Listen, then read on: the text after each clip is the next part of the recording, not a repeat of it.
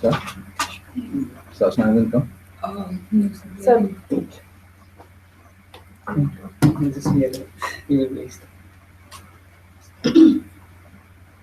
Wish you a very good evening, one and all.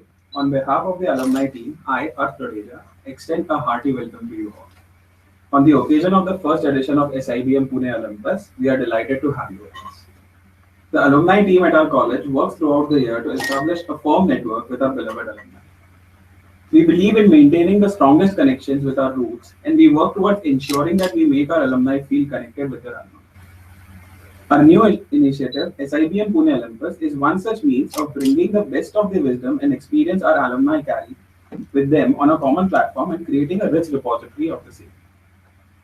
We bring to the table the current challenges existing in the industry and witness the discussion that ensues, displaying the various facets and perspectives from the corporate life.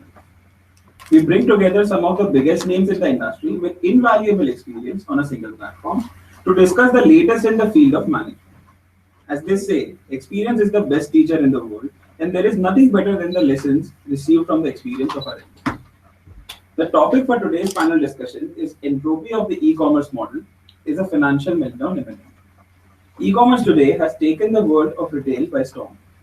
It has captured the interest of both investors and budding entrepreneurs as a potential gold mine. The explosive growth in this sector in recent years has catapulted various Indian startups like Flipkart, Snapdeal, Ola Cabs, 197 Communications, Zomato, among others, past the $1 billion threshold, thereby earning them membership into the unicorn league. The sudden surge in the number of startups and exponential growth witnessed by the players in India has raised concerns whether e-commerce is another bubble waiting to burst or is it another growth opportunity waiting to be exploited. To discuss the topic further with deep insights, we have with us our esteemed panelists. It is my pleasure to introduce to you and welcome all our panelists and Head of Corporate Affairs, Mr. Sandeep Bhattacharya, to the first edition of SIBM Pune Olympus, Mumbai chapter. Our first panelist for the day is Mr. Kashinath Katakdon. Mr. Katakdon graduated from SIBM Pune with an MBA in Finance in 1994. He has more than 20 years of global experience and exposure in financial services industry, especially on Wall Street, having worked with Credit Suisse, New York, State Street, Princeton, New Jersey, and Citi, New York. Prior to joining NSE, he was Senior Vice President at Citi, New York. He is currently the Product Head NBFII at NSE, India Limited. We are extremely honored to have you with us, sir. May I please request our respected sir, Mr. Sandeep Bhattacharya, to welcome Mr. Katakdon with a bouquet of flowers.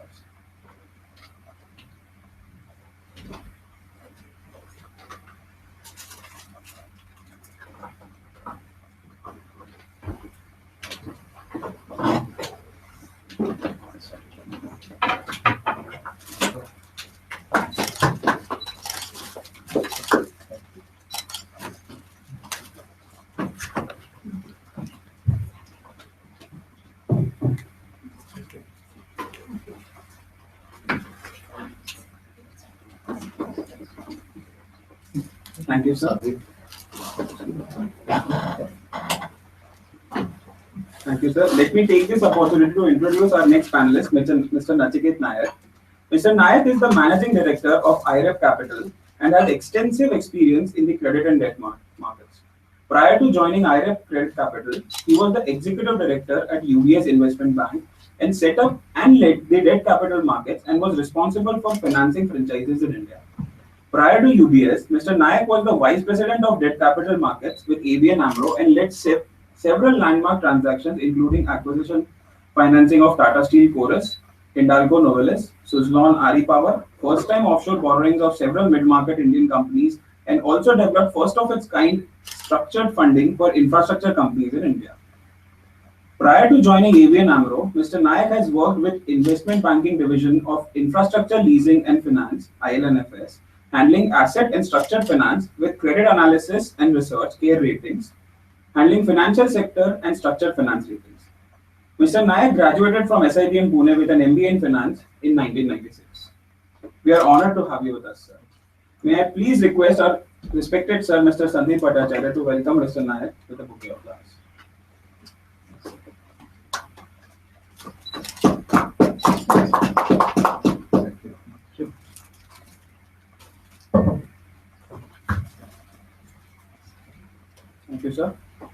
next panelist is Mr. Ravindra Sinha. Mr. Sinha is the founder, director of ThinkLead Technology Consulting Private Limited. He graduated from SIBM Pune in 1996. He co-founded ThinkLead and has over 20 years of experience in the information technology industry. He has held several senior level positions with some of the best known global organizations, namely IBM, GE, Hewlett Packard, Oracle, Tech Pacific, and NCR Corporation. Sir's expertise spans over the entire IT hardware and software spectrum, with core competencies in sales and distribution, enterprise account management, territory sales, product management, channel management, technology financing, and leading national and regional sales teams. We are honored to have you with us, sir. May I please request our respected sir, Mr. Sandeep Bhattacharya, to welcome Mr. Sinha with a bouquet of flowers. Thank you. Thank you for coming.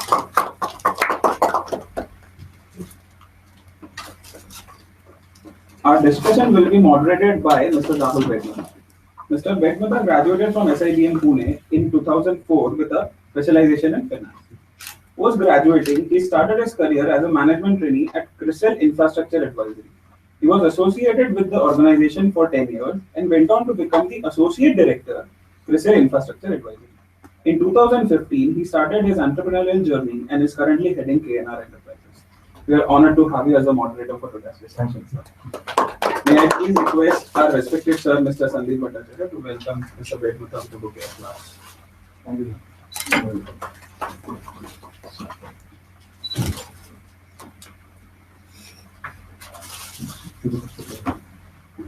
Thank you, sir. May I please request our sir, Mr. Sandeep Bhattacharya, to kindly deliver the welcome address. Sure. Good afternoon, everyone, and a very, very warm welcome on behalf of Dr. Raman, our director, and our alumni team at Symbiosis Institute of Business Management.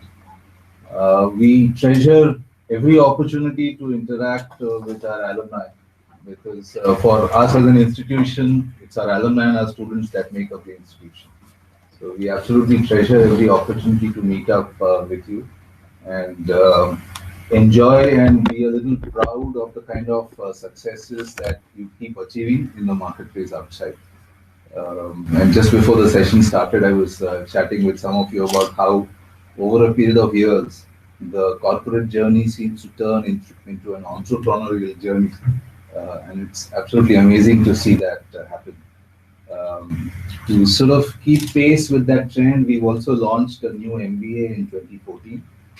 So it's called an MBA in Innovation and Entrepreneurship, and it represents a fifth specialization over and beyond the specializations of marketing, HR, ops, and finance. And we hope that we can keep putting to the kind of skills and skills which all of you have absorbed over the years, and occasions like these give us an opportunity to again engage your keen minds in real life problems in the marketplace today. Today's subject is of great interest to all of us. I think all of us read and hear about the e-commerce companies a lot in the market, and it will be very interesting for us to see how your opinions and what you think about the market. Today's edition represents our third event in the series. We've had similar events in Bangalore and Delhi a while back. So this is Mumbai. It will be followed by a chapter in Pune as well. And it's an opportunity for us to really look at a specific aspect of the industry and then understand the dynamics around it. So again, welcome once again on a Saturday afternoon. We are probably intruding into your personal time as well. So many thanks for taking the time and sharing with us. The event is being live streamed to all our students, and it also will form a significant part of a digital library set of assets that we have started creating. So thanks a ton for all your efforts in that direction. Shall I now request Mr. Rahul to begin the proceedings? Over to you. Thank you very much. Good afternoon, everybody. It's indeed great being here. I think it's great that SIBM has given me this opportunity for moderating with a panel as that has achieved so much. E-commerce today, occupies a lot of mind space. I think most of us would be reading Economic Times, and the third or fourth page is dedicated to e-commerce. You have, and soon on the other dailies have also caught on. So you have even Mint now replicating that with something on e-commerce. And I think the thing that sort of, being a finance person, DCF is something really deeply embedded in my mind, and it's something I can't let go of. And it's so difficult to understand that, where is the $5 billion valuation coming from? Where is, when you're selling 100 but making a loss of 200, where the hell is the, sorry, where is the numbers coming from? So that is something which captures a lot of mind space.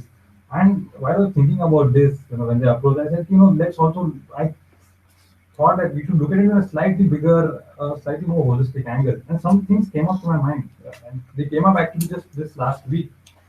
We had IRCTC, Flipkart does 10,000 crores, IRCTC does 20,000 crores, and it's a profitable enterprise. Surprisingly, that IRCTC is not the biggest e-commerce sort of a channel in India today. The biggest one is we have something known as Metal Junction that does 43,000 crores, and this is 2 years data. I did not unfortunately get the latest data, but they're doing 43,000 crores of turnover. And just about last week, we had perhaps one of the first multi-crore loans. Perhaps you may have heard of that. We had about a 4 crore loan that is going disbursed through an e-commerce website. So I think e-commerce today, I think very, very clearly e-commerce is here to stay. Yes, I think it will clearly evolve, but e-commerce is here to stay.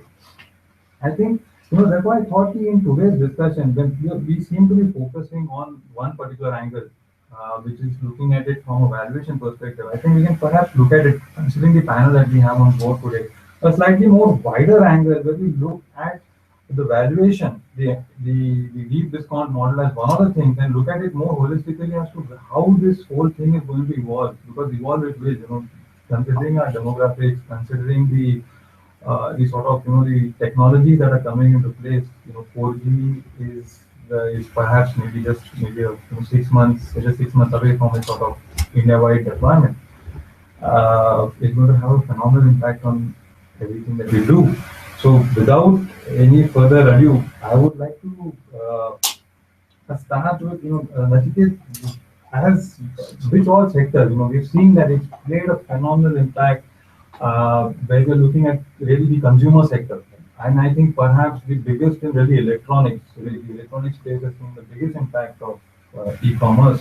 Which all sectors do you see? Just keep aside. Sure. Which all sectors do you see? So I think let's try and break it up into the three major components of what the e-commerce industry is trying to do by way of the various segments, and then kind of try and look at the various models that are being used. I think the first one, like you rightly said, is IRCTC, by way of a railway stroke, airline stroke, hotel booking model. Well, frankly, it's more to do with convenience and probably outside of IRCTC because it caters only to, there's only one railway, right? There isn't a competing platform. But if you look at, let's say, Make My Trip or something like on the hotel side, similar, number one, it gives you convenience rather than going physically out, incurring the cost of transportation, standing in queues. We can actually real-time book something. Today, for example, I'm a movie buff, but all my ticket bookings in the last year have been done through a website. So you never physically go there. You never miss out on watching a movie, right? Because you go there and realize there is no more tickets. You also get option, right? What airline is flying on which route at what price. So I think that model, frankly, is pretty much here to stay. And I think the driver for that is number one, convenience, and number two, options. You can pick and choose what you want to do within that. So everyone, like you said, tends to talk a lot about Flipkarts, etc. So to that extent, I think there are other sectors which also have far more viability, and we use it far more, but the mind space tends to get occupied by the e-tail model. The second one, which actually also ironically is doing very well, is this model around search, recruitment, and online buying and selling, right? I think that's another model. And if you ironically see, they're not, both these models are not driving price as their main USP for selling, right? It's not cheapest cost. I mean, if you take an OLX or a Subquicker for that matter, I think it's essentially a platform where they don't transact, they're enabling transactions to happen. It gives them reach, and again, you get much more options, you get much more choice, you get reach. A retailer in Bhuj can sell something to a person in Assam, right, using this, which in the physical world would never happen. So again, these two models replicate what can really become viable. The third one, of course, is the more in the news sort of Flipkart or Snapdeal model. I think there, the way I've at least understood is that it's very similar to what the dot-coms are trying to achieve, that you have to reach size and scale for enabling that to then try and turn profitable. I think just a simple, and they're having been in UBS and they've come out with a recent report which is very educated on the topic. I think you begin to realize that unless you drive this through a subsidy model by way of a discount, the deep discount model, you'll never be able to attract people. You know, the problem is, can you do that continuously? I think our answer is clearly no, right? Nobody is going to have something which is sustainable, which can't make profits. Private equity, which has been pouring money into these ventures, and ironically, like you said, every 9 months the valuations will more than double. You need to wonder how and why, but so be it. But sometime the time has to come where they have to make a revenue generating model which drives free cash flow. It can't be a discounted. What the consensus seems to say is that by 2020 is when you will have operating positive cash flow. The challenge actually, just to close my arguments, is that till then there is cash flow, which means till then you need someone to come and fund it. And you have patience and wherewithal of private equity, which typically has a 3, 5, 7 year horizon, to continuously do that. Because even if they have to unlock value through capital market listing, it will be very difficult to actually list a company which is not operating cash positive. So till that time you can't list. Till that time you have to continue. Apparently the Goldman Sachs report mentioned the $20 billion capitalization requirement over the next 5 years, which means someone has to keep on pumping in that much money. So I think that model is largely playing the delta of replicating the wholesaler, merchandiser, retailer model by way of the discounts that they offer. The moment the discounts are lower than this, they are still viable. But for them to get there, it's a bit tricky. I think that's still work in the progress. So I think if you break it up into 3 categories, then you begin to kind of get a sense on viability of which model still is value additive without just a deep discount that they offer, and which kind of is taking a call on getting to a size where they can then start actually not offering discounts, but kind of then make it a revenue positive.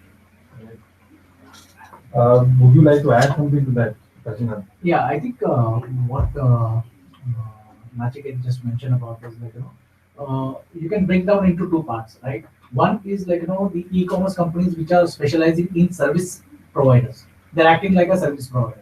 And the second one, you can classify them as who are offering products for buying or selling.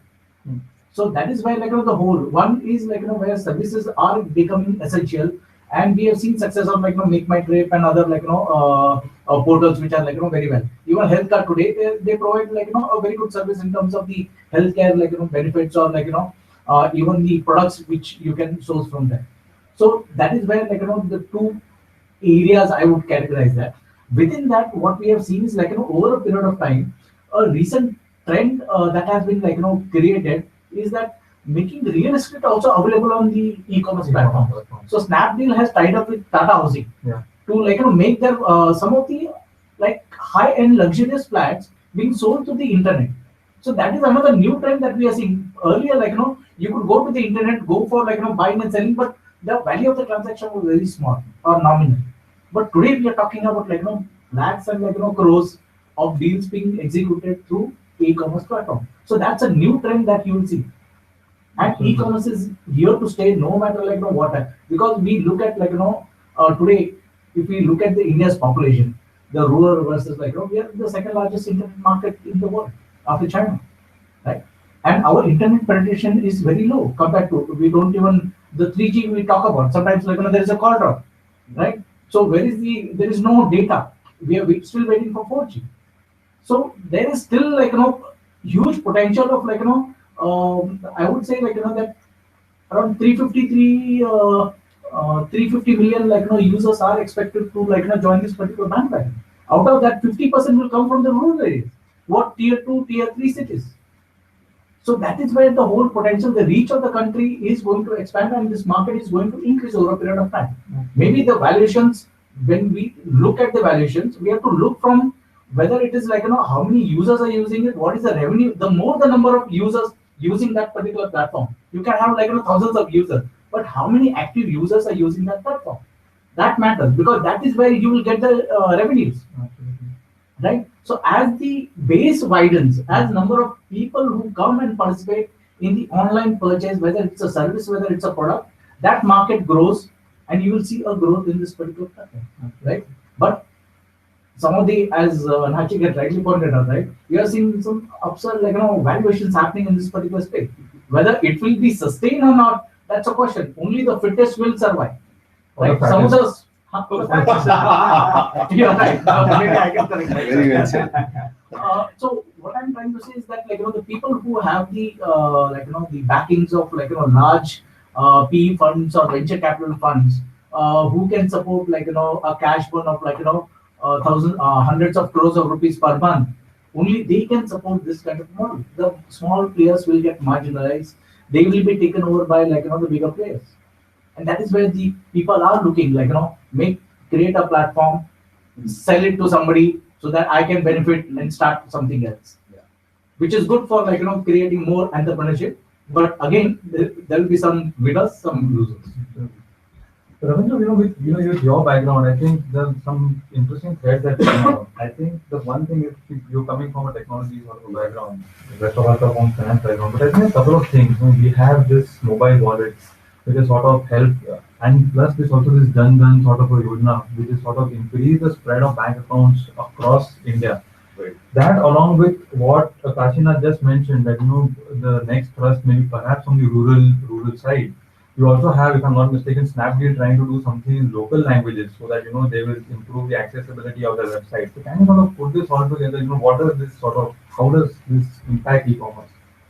Yeah, from a technology standpoint, actually, if you see the biggest lever for most of these e-commerce portals or these companies has been technology. Technology has actually enabled them to do things which you were never thought of a few years ago, and it's going in the right direction. If you see the investments in technologies for these companies, okay.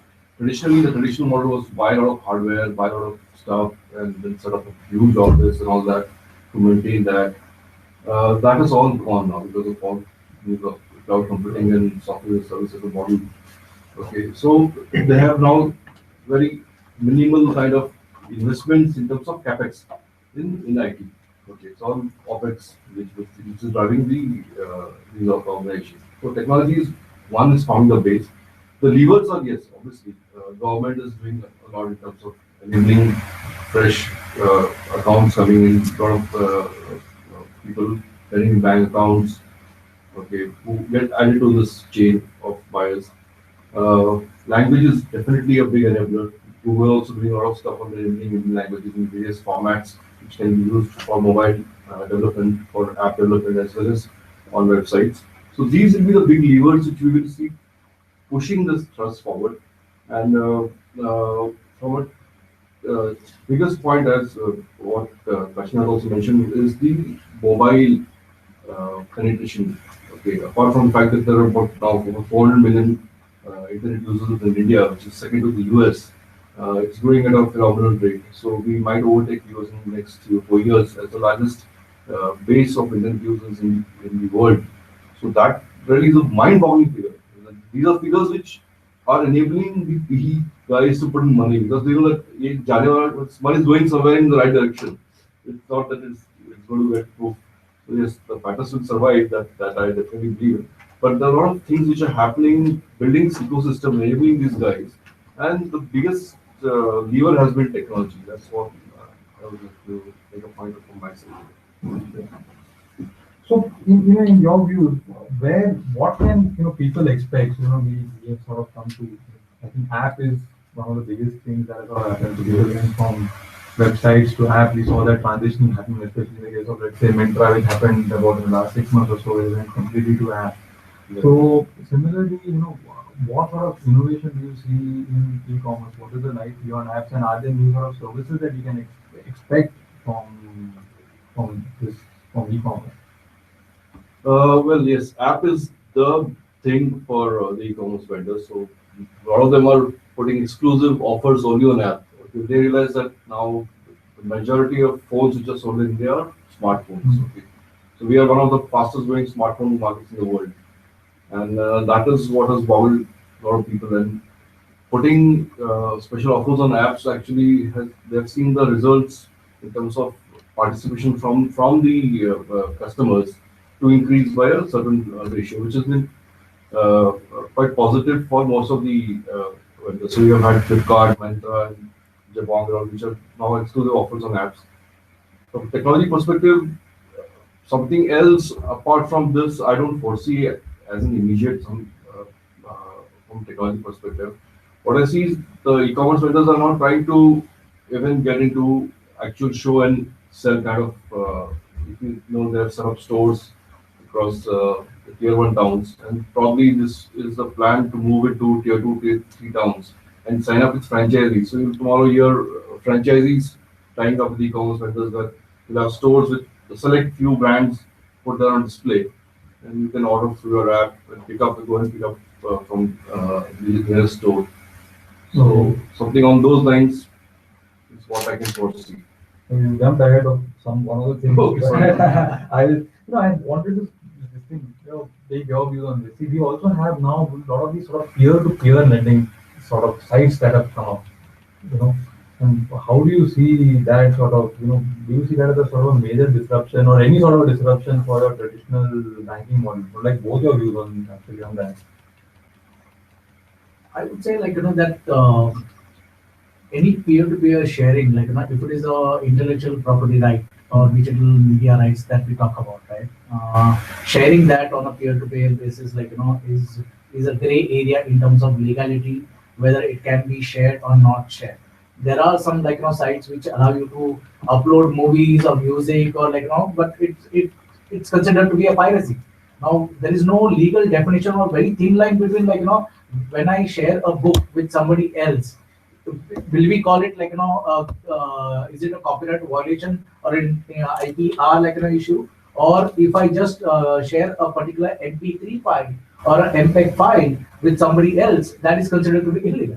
So now I can own the same copy and somebody can take a Xerox copy of that particular book and use it for, and most of the sometimes students, they use a Xerox copy of the articles or even study, right? To get some concept, right? So that is even though it is illegal, but still that happens. So what I'm trying to say is that that we have to look at whether certain things are legal or not legal, and based on that, right? Well, different peer-to-peer lending. We have peer-to-peer lending, which is now sort of coming up. I believe you guys sort of set up. What are yours? See, I think it's a bit too early because a lot of these are very model-based, right? And not only model-based, they do a lot by way of using social networking sites to kind of gauge your persona and behavior, right? So to that extent, it's still very new, but I would like to believe that it's not competition to traditional banking, being a part of traditional banking. But at the end of the day, like we saw with the e-payments, right? The way they have just or are likely to overtake very conventional methods of making payments. I think banks would kind of not focus on this at their own peril. So somewhere I think it's still work in progress, but I think history has shown that there is clearly a subjective element to lending, right? Your ability to read into a borrower's intention and ability both, which a model can't do, especially the intention. And unfortunately, in India, that takes preeminence over ability. So to that extent, that's something which a model can't do, which is where they're using more of the social networking mediums to gauge, whether you are honorable enough to lend to the sense of the term. But yeah, it's something which everyone will need to be on top of because a lot of these things tend to achieve critical mass very, very quickly. Right. And to that extent, then if you are playing catch up, probably you are later in the game anyway. So a bit too early, a bit too difficult to digest if you can use that term, but something which you need to kind of keep track of. Just to add to what the song mentioned, is that we are seeing some evolvement in terms of zero collateral loans or being offered to even the corporate customers. Right. So irrespective, so even for the small medium enterprises also, RBI recently came out with the guidelines on threats, the trade receivable and discounting scheme. So on that side also, and there are a lot of the second part is there are a lot of evolutions happening on the payment side. Even RBI itself is becoming more liberal and allowing more payment they have recently allowed payment banks, right? So now they are talking about small banks, payment banks. So they are getting into this and second thing is they are creating that national payment system, right? Which is also a enabling factor. Now they are creating an entity which will be managed by National Payment Corporation to make the bill payment. So right now you're going through your bank, right? So they are going to create separate entity which will allow you to, just like the rupee credit card, credit card. So they are going to create a bank which is a company that will allow you to make any kind of utility payment. So what we are seeing is that from the lending side to the making payments, they are trying to make the life easy for all the customers. They are trying to identify the pain points which can which help you to mitigate that the pain areas. Right. Then one last thing to enable this model is the fact that now there is so much transparency over your credit history and track record, right? Today, every credit card or loan provider has to report, and any one of us can go on to SIBM and see what our score is, right? So to that extent, using that as a database, it becomes transparent to know what your credit history is. So that's one thing which is very different from what it was a few years back. To enable a more e-lending, model-driven lending platform, because at the end of the day, our credit scores are transparently available now, and to a large extent, they are not fudged or can't be played around. Yeah. So that becomes clearly a medium to actually gauge viability, to enable a more, because then again the function becomes a reach, right? So I could be a customer here borrowing through a website from someone in Chennai, which in the real world is clearly a problem. So again, reach and network becomes clearly dominant. And I think using these transparencies in credit history and track record only aid that process. Absolutely. So we've spoken at length about e-commerce, and I think we can sort of go on. I wanted to just think, so we have, if you look at Kishore Biani making a statement that these guys are just going to sort of vanish, and I think that is more, I think in bracket or mentally you would have said, I hope. But so what do firms, in the sense that we are also trying to, actually along this article sometime back, it said they are also trying to put in place, not just in India but even overseas, they're trying to put in place a compete with a sort of a click and mortar sort of a model, because they have that physical presence. What do you think that these people will be able to? How does the competition sort of will they be able to transition into a sort of a click and mortar sort of a model? It's very interesting actually. There was an experiment I think the RPG group did about 2 years back where they had catalog shops.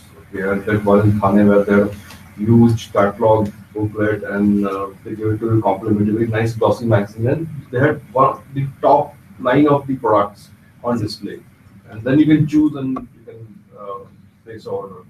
Okay, so that obviously didn't succeed. It failed after putting in a year or two. Basically, losses and failed. Where we are coming now is that yes, look and feel of certain products customers will demand, and that is where the e-commerce guys want to have the brick and mortar stores. They're looking at a kind of a franchising model. That's what initial industry reports are coming in. Is that they're looking at tying up with franchisee or 1 or 2 large consultants who can set up a chain of franchisees where you have a dash store, a brand store, and you'll have some select items which will be funded again by the vendors. Right. Okay, so again, the investments of the e-commerce guys is minimal. What they're doing is they're just putting together few of the top vendors who fall in the top 5% bracket of recall. Okay, and these guys will fund in terms of having their top-end LCD or their higher-end laptops or the higher-end smartphones in these stores. So this may succeed to end, but I think this is just a diversion, not actually a business model as such. This will not make or rake in the mullah.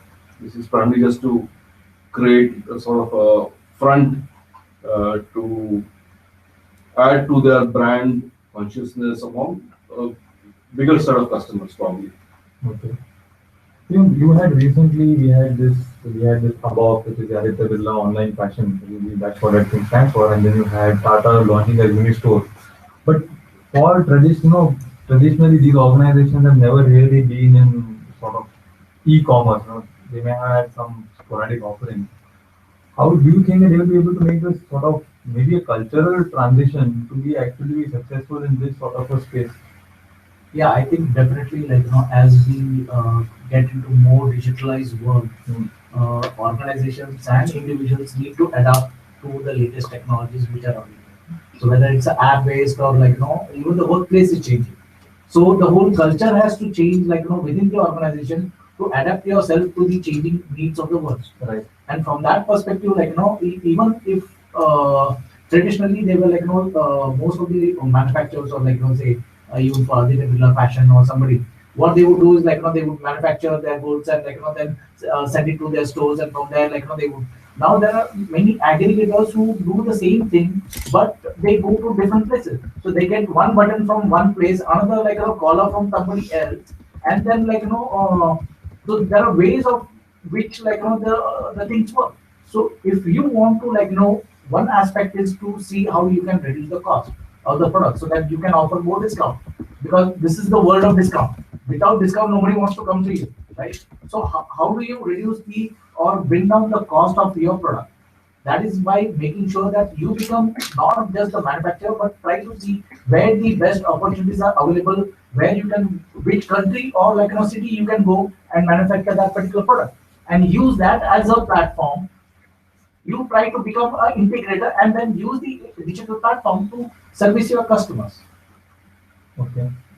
Yeah, no, I think it's inevitable because, and I think again to take the example of payment banks, right? Originally, traditional banks didn't want to pay too much attention to it, and when they saw that it was really the smaller players, whether the telecom companies or otherwise, trying to get dominance in that area, they clearly came back with full force, tied up or set up their own.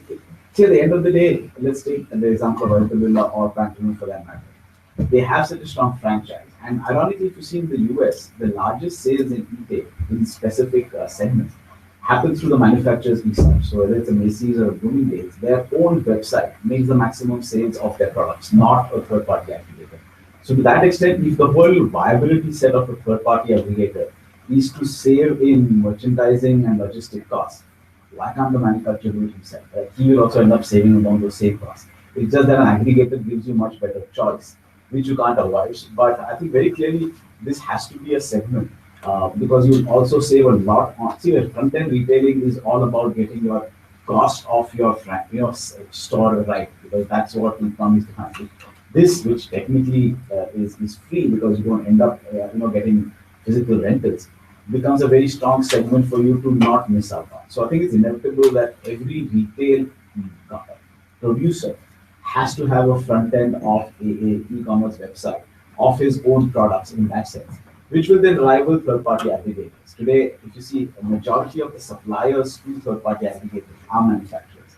Tomorrow, there is a conflict of interest as to whether they should only sell their products on their website or give it to any person. Recently, you had Make My Trip saying no to Oyo, right? Because it is competing in that sense. Right. So somewhere that model will evolve. And I think the other bigger challenge for aggregators like a Flipkart or Snapdeal is that if the manufacturers themselves set up strong websites and have their own e-franchises, and tomorrow decide not to share their products on their websites, then how are they going to play catch up? So somewhere it's going to be a big opportunity also for manufacturers and a big challenge for third-party aggregators as well. Okay, what are a very interesting point? Just one question on this is that let's say for instance, what does Aditya Birla Fashion do? So you would have the value selling or whatever shirts at the market, those they will be available on the website. Now the thing is that while they would be doing some amount of sales, they will also be cannibalizing their own sales because they will have a own retail channel. How do they manage the sort of? See, they have to have both offerings because number one, your physical store has a catchment area of only the neighborhood, but your website has a global catchment area, so you can't miss out on that. So somewhere it's a blessing for them because at the end of the day, yes, it is in a way cannibalizing, but if that helps them reduce costs by way of not needing to set up many stores, then it only plays to their advantage. Today, clearly the operating costs the element of a Alphabet retail or a Pantaloon is their physical store cost. If that begins to become more manageable, then it only plays to their advantage. So cannibalization in that sense may only benefit them by way of their expense side. Okay. On the other side, Amazon, which is started as a only online company, is getting into a brick and mortar. Yeah. They're establishing their first flagship store. Bookstore. So what we are saying is that the brick and mortar companies, we are encouraging them to go online, whereas the online guys want to come into the space of where their objective is to give same day delivery. So they have to be closest to the customer. So the whole concept is the store and the manufacturers. So it's evolving in the reverse way as well. No, because it's ironic because the largest two categories of e-commerce in the US are apparel and footwear, which you would ideally think doesn't fit a e-model because you want touch and feel. Right? Pantaloon recently told me that 80% of the shirts that the Flipkart and a Snapdeal buys from them are white in color because you don't need to touch and feel that. So there is clearly a benefit, but also a challenge to how you will buy apparel and footwear. That is why they are extending the replacement bit, because tomorrow if I buy a shoe, it's not that necessarily I say 6 and it fits me or it fits me the way I want to. So that replacement model has to fall in place, but somewhere touch and feel, and I think that's the driver for them to set up brick and mortar businesses, because you realize that it's not that these a lot more items like these can get bought just by viewing and not touch and feel in that sense. And those could be utilized to actually go and feel the fittings of the shirt or your trousers. When you go to the store, you can actually do the checkout, whereas on the online side you cannot do it, because every size, say even size 32, 34 or 36, right, for your trousers, it may not be the same for it is different for each of the manufacturers. So you can actually go to the store, see whether it fits you or not, and then you can actually go and buy it. Sometimes you see that that same product is available at a discount on the online. So why not take advantage of that? Go and feel it to the store and then Buy it online. People do that. Very often that's what happens, right? You go and actually see a particular thing in the physical environment, decide what you want to buy, and buy it online because it's cheaper. But then, do we see these people also? So you'll have so your brick and mortar becoming say mortar and click, and then you have your only click going to something like click and mortar. But then that makes it very interesting, because then it comes down to this whole thing as to basically in essence the cost structures, because one of the biggest advantages that these people have is that they are able to actually save on the establishment cost and the employment cost. It's an interesting thing that that they said that if you look at, let's say, a DMart, there's this thing comparison between DMart and let's say a big basket. They think the DMart versus big basket, the big advantage for let's say a big basket is not need to have those shops. But in DMart is in that article, it was just sort of a comparison sort of an article. It didn't have a definitive conclusion. It said but DMart said but the value of the purchases are such for grocery that makes it very expensive. So which comes to the next thing that these people are also will these cost structures sort of will they either align themselves? If they do a sort of they both have physical and online presence, or how do you see this space sort of evolving? So I think ironically you mentioned groceries. Today 65% of retail spends in India is on groceries. So unless they get grocery right, that's the delta to drive valuation to what expectations are. So I think, and focus guys like the grocers or big basket or to that extent are catering to that. It's very interesting to a buyer like us, for example, where both the spouse and the are working. Right? I have colleagues who actually every day buy from there and get it delivered to their office by 7 in the evening, which is when they pick it up and go home, because they just don't have the time to go either daily to their vendor or on a weekend that want to spend time with it. So it caters to that requirement. But at the end of the day, grocery is something which they have to look at. It's the biggest spend, and somewhere that only comes through with touch and feel. So once you build a track record and you then want to keep on buying more, I think that conversion will see, and also the backend sourcing cost is very different. I think it's like a big format store for that matter, like what a Walmart would have done in India. The biggest advantage on the cost structure is that they would actually source from the manufacturer and not go through the whole intermediation chain, which is where the biggest cost element lies. So if they want to get into groceries, the biggest element is sourcing. And if they're able to effectively source, and the deltas in grocery are phenomenal. Today, if you buy in Verdi, if I buy a vegetable at 40 rupees a kilo, when I go to Pune on the weekend, on the outskirts, I get for close to 5 to 8 rupees a kilo. There's just no rationality to prices. If you're actually able to source it from where it's manufactured, then there is a clear value play that you can begin to make. And in general, on the cost side, I think today 15% of gross merchandise value is the revenue side of a retailer. Sorry, 11 to 12% is the revenue of as a percentage of gross merchandise value, and 15% is their cost, which is where the cost burn is happening. Two things have to happen: either that 11-12% goes up, that will go up only if the discounts reduce, which is what is happening. I think the quantum of discounts will actually taper a bit. And number two, that 15 has to come down. So either with discounts coming down, that enables the cost element to be better, or then this whole what we talked about by the drive to act. It helps you rationalize your number of people, right? So to that extent, that becomes lesser. So somewhere that gap of 3-4% has to kind of disappear, and lot driven by both the revenue side becoming healthier because of lesser discounts and rationality on cost sides, to kind of make it more financially viable in that sense. But do you somewhere see that if these people are actually going into or having a sort of a more of a physical presence also, along with e-commerce presence, that somewhere their cost structures will sort of align? I really don't think so. They're going to invest in physical presence much more than just putting in probably a kind of a more of a marketing or a publicity kind of drive. These are not really, as I said earlier, revenue models for them, because that will defeat the whole purpose as to why they are into the business in the first place. Secondly, there are alternatives to look and feel. Okay, you have a lens card where you get 4 or 5 samples, you buy a guy, you select one, and he takes the rest back. You have Fashion Era, where you get the stuff, you can actually wear it, see whether it fits you, or repack it, and same time the guy makes an entry that this has been rejected, and you get the credit passed in a couple of days. So they are replicating look and feel by offering these kind of services. Now, to put in a brick and mortar store is defeating in terms of cost. Totally break down the value chain which they have established by putting up their e-commerce portals. So whatever you see happening is probably just another aspect to showcase, yes, this is our brand building, we have come so far, but we can also be present, yes, in the physical space.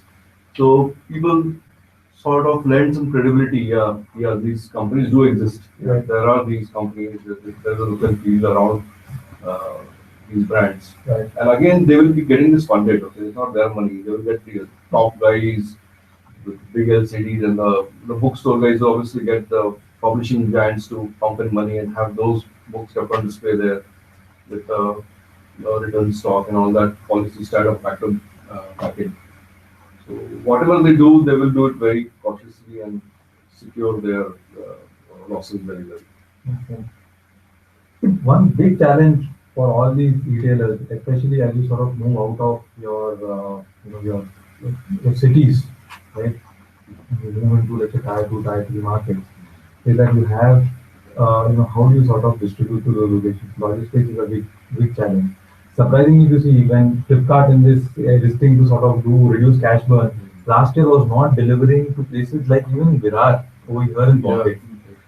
Yeah. They didn't have, when they sort of started transiting to their sort of marketplace model. Now, if you look at logistics, what do you think would be some of, where do you see some of the investments going in, and do you see again that they will not need to invest in a sort of a more physical presence to sort of somehow manage the logistics cost? Because beyond a point of time, without physical presence, how do you manage logistics? Yeah.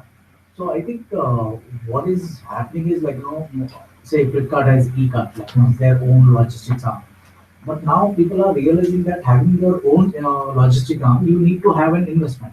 And that is another area of cash burn, because that's a cost that has to be managing, because now there is a lot of competition even from the delivery guys, right? So we have pizza deliveries, we have food delivery guys. So they are competing. So the cost structure over there for the labor itself is increasing in that logistic area, right? So now people are starting thinking in terms of whether it should be a third party operated, where specialized entities are there who will run the logistics for you on your behalf for a fee, right? Whereas if you try to put your focus, because you're as a business, you should focus on the your focus area, which is your business. You focus only on the business. Let the other ancillary services be managed by the third party service provider. So that is where you will see most effective use of your resources for for the growth of the organization. Okay. Do you see that they will actually be outsourcing logistics?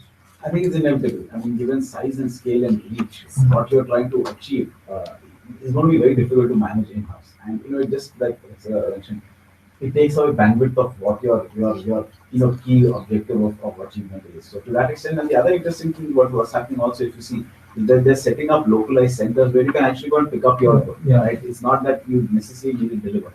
It also helps because at the end of the day, a lot of times when people are not at home, it becomes a bit of a challenge to match. And unfortunately, a lot of times the goods then get sent back. So I think using things like this, where you actually have a hub where you can actually go and pick up what's being asked to deliver, is something which clearly will happen. And see, there will be innovations, both from a cost saving and a reach perspective. Like for example, there was a constraint because of lack of spread of credit cards. Because today, if I have to buy a good and I don't have a credit card, which technically meant I couldn't buy, which got addressed because it's cash on delivery. Right? So today, you have been able to beat the fact that a non-credit card holder can also buy from your site. So it will go through these kind of innovations by way of how you tackle the whole logistics chain, because that again tends to be a biggest cost element for them. At the end of the day, it's their biggest area of investment also, and it's their biggest USP, right? You're getting something delivered home, which is what your convenience is to try to buy from here. For him, is the biggest expense item. So somewhere that rationalization to ensure that gap between 11, 12, and 15 kind of meets somewhere and overtakes has to get addressed. But who will manage these fulfillment centers? Do you think they'll be outsourcing it, or they will have to? Again, very clearly, then you can't have your own manage. I mean, if you take the bigger guys as well, let's say the biggest courier providers in India, if the localized centers are not necessarily which they manage. The franchisee model today is pretty much adopted and settled for anyone for that matter, right? Even the bigger retailers today have to use a franchisee model to kind of spread their reach, because somewhere from a investment and expense side, owning every retail store doesn't really make economic sense. So yeah, in that sense, franchising model will clearly want to have to come into play. Okay. I don't know. I was slightly contrary distinct on this, because I was looking at Walmart and going to that guy's book, Sam Walton's book, and in that what he said is one of our biggest competitive advantages is that he says we own our own fleet of trucks and we have our own distribution center, and he says that adds 3% to our bottom line, which we're not doing is big. And coming back to then this thing, which we sort of started our discussion with. So we had this thing, and that we have these discounts that are there now. How do we see sort of this thing panning out? We had numbers of like 20 billion will be required to be invested. So do you see that money coming in? Ravindra, where do you see that money coming in from? Do you see that money coming in? Yeah, I do see the money coming in, because I'm looking at it from a sales guy's perspective. Okay, you put in a system which has resulted in a huge base of customers, repeat customers. Okay, and that is something which takes years to get it to build. And now having that asset, that base of customers, and if you're funding their purchases to some extent, also you're also getting discounts from your vendors, you're having subvention benefits from your payment gateway partners, from banks who are tying up with special schemes. So there are other ways that you're making in money. Okay, but from sales perspective, when I think at it, I think it's a brilliant thing that you put in a system which has like 40 lakh people accessing your website. And yes, definitely money will be pumped in, because that kind of base of customers is a phenomenal base to have. Okay, look at long-term, money will come in, definitely. There is a time when they'll start making profits. So since you said from a sales perspective, now from a finance perspective, where do you see the 20 billion coming in, or that whatever that sum of money is, where do you see that? See, at the end of the day, for the investors, it's a return on investment. Whether what money I'm investing and what is the return I'm getting, right? And with the e-commerce or with any startup companies, right, the success rate is very low. There are few success stories, but there are hundreds of failures that people ignore. Right. So they are investing money in all these whether it's a failed entity, failed startup or a successful startup. So they are putting money, they are encouraging entrepreneurship, and because of that, they want their expectations of getting high returns from high risk area. So the money will come as long as you can show that there is a business model where for every transaction you are at least able to make some money, Right. right? If you're not, if you're theoretically over the years, say for last 5, 6, 10 years, you are making losses, then you are definitely your valuations are going to go down, Right. right? At the end of the day, I want to see some positive cash flows which are coming from each and every transaction. If I start giving too many discounts, right, I am not able to generate money. And people show that okay, this is the estimate that over the next 3 years I will get my growth will be this much. That's ideal scenario. We are never in an ideal scenario. You have to look at disruptions which are going to happen in the next. You are not even aware about those. So taking into account all those factors, definitely you need to show that there is a good customer base, no doubt about it. But at the same time, you are able to generate cash, and you have to show some real business model, Right. right? So it's a bit of a catch-22, right? It's like they say, if you borrow 10,000 rupees from a bank, you owe it to the bank, or rather it's your problem to return it to the bank. The moment you borrow 10 crore from a bank, it's really the bank's problem, right? So today, if the investors have pumped in $1 billion, can they allow it to fail, right? Though having said that, can they unendingly keep on pumping money without a visibility of exit? See, I think at the end of the day, that's what's leading to rationalization, because if today the viability of survival of these sites is capital, it's not that everyone's going to get it, right? Even the private equity is going to pick and choose, because the moment he funds the third guy, he's creating competition for the first two, which he's already funded. Yes. So today the only guys who are getting money are the existing bigger guys, which will lead to consolidation. Right. Secondly, I think everyone's punting, that's a wrong way to put it, on the Alibaba example, where it actually listed at a huge sort of premium and they make tons of money. The difference is that Alibaba one is very different. It has 80% of the Chinese market. There is no FDI in China allowed. There is no organized retail. The adaptability and the affordability in China is much better to move into an e-model. And Alibaba has always been cost profitable. So to that extent, Yeah. Amazon has not been, but Alibaba has been. So it's rich in value by way of where it trades, and people have made money. I think the challenge here is not only the fact that the models have to become cash flow generating. The valuation at which money has been invested itself is where, like Ashant mentioned, that whether or how much of a return on investment you will make. Yes. See, it can still become viable, but will the valuations kind of map up to what you have put money at? Which is going to be the challenge, because exit for all of them is either going to be a secondary by way of new money coming in and when you want to exit, which some guys have already done, right? If valuations are doubling every year, some smart guy may say that I will not want to take part in the next round of funding, I might actually exit. So he's already made his money and exited, but the bigger guys will have to take it till the line where it actually has to list.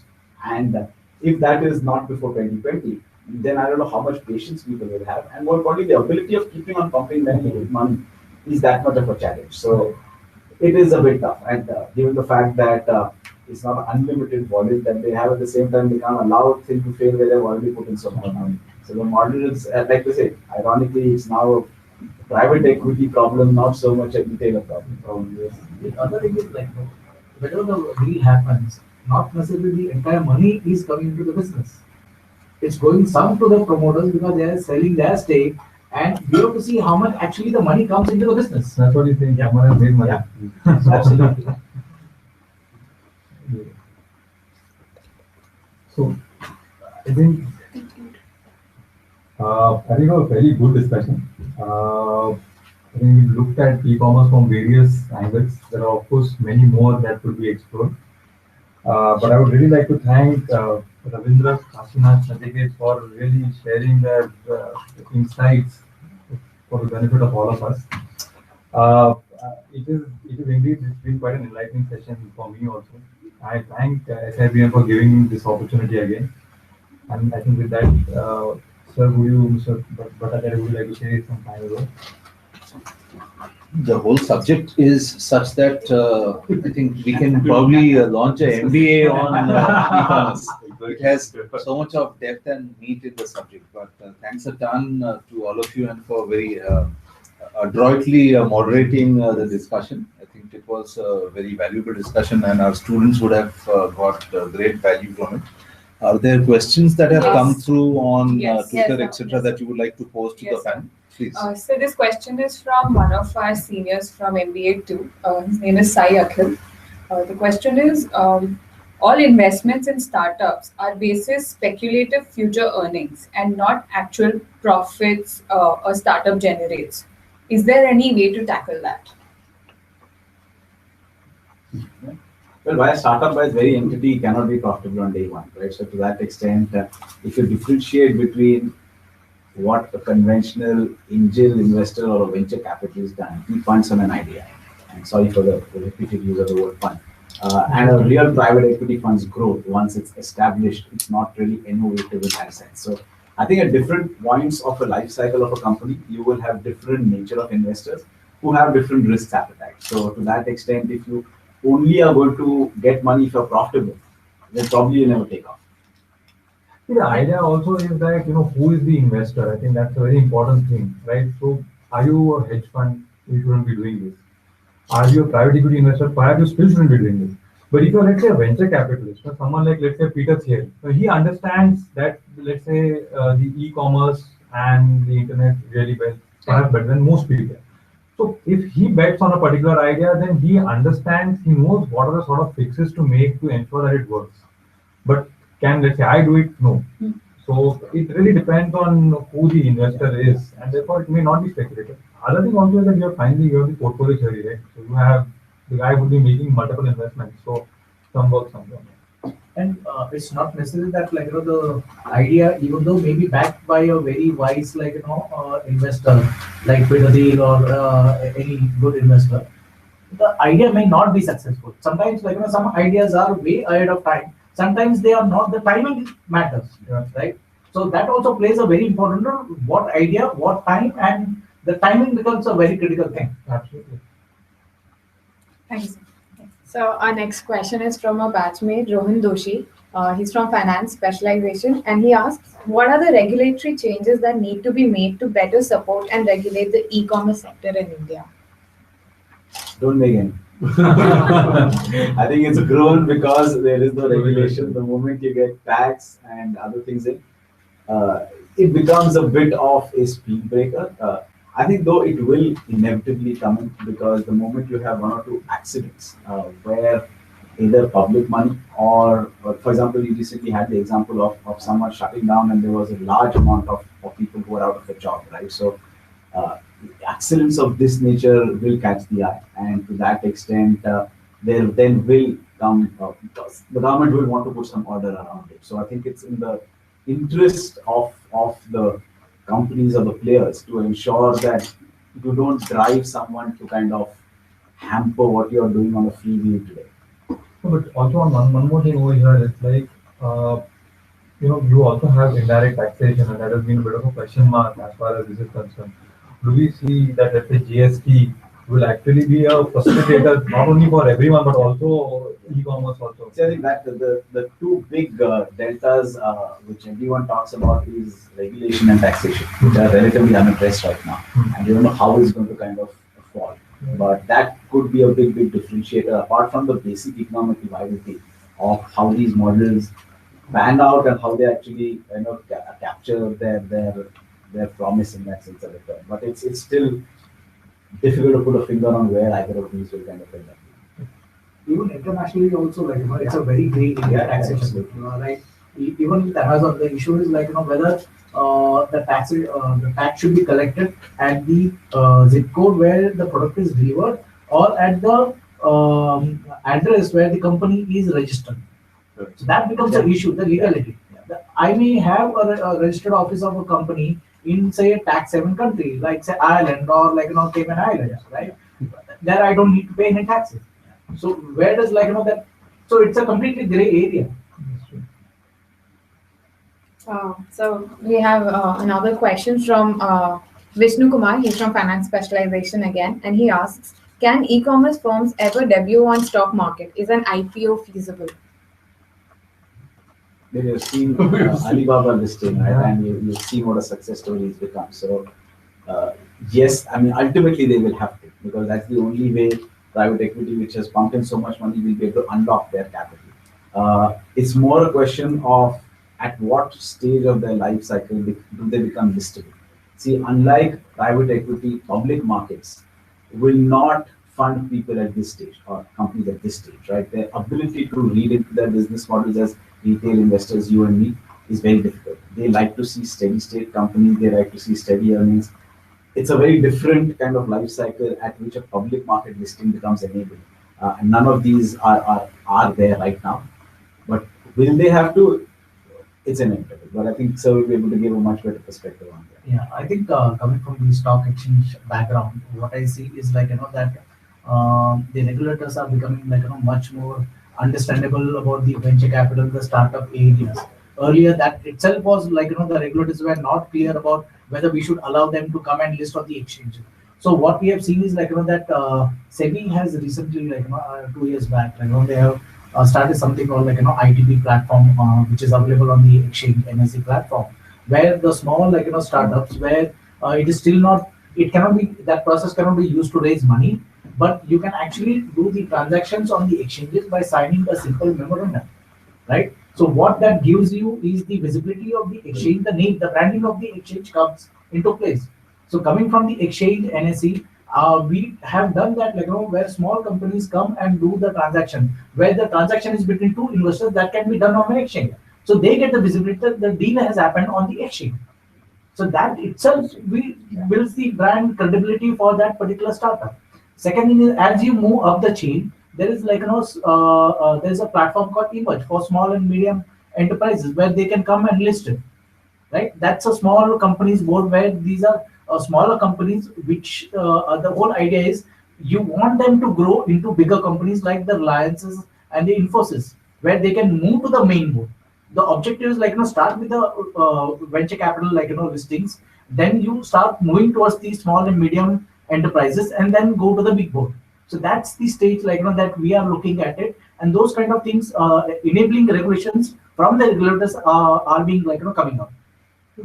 That's an interesting thing, but one thing is that maybe not all will list. You could have, for instance, you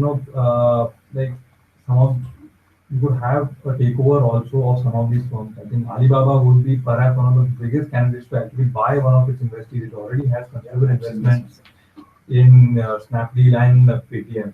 So some of them could also get taken over. The other part is by coming on the exchanges, the importance of governance becomes very important. Yeah, that's true. Right? And governance helps you in getting valuation for your firm. Absolutely. So because you are listed on the exchange, whether it's an ITP platform or some other platform, it gives you the basic standards of governance are there. So more investors will have faith in your organization.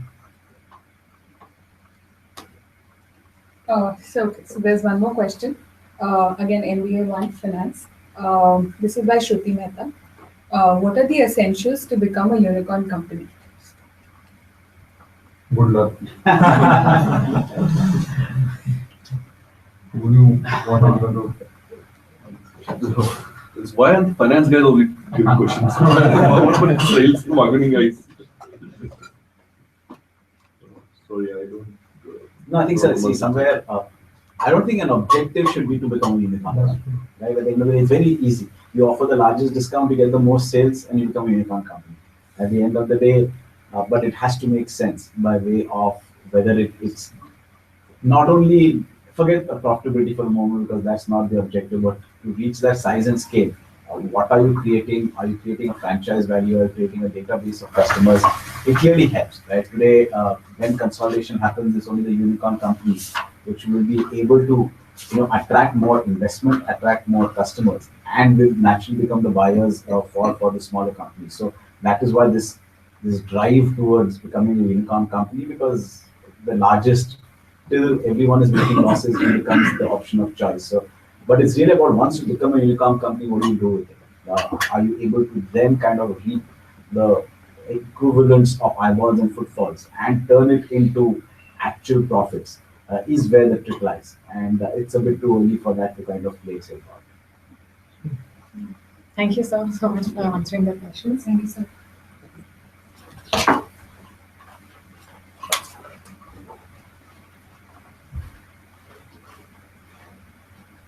On behalf of the alumni team, I would like to take this opportunity to thank you all for taking out precious time out of your busy schedules and gracing this occasion with your presence.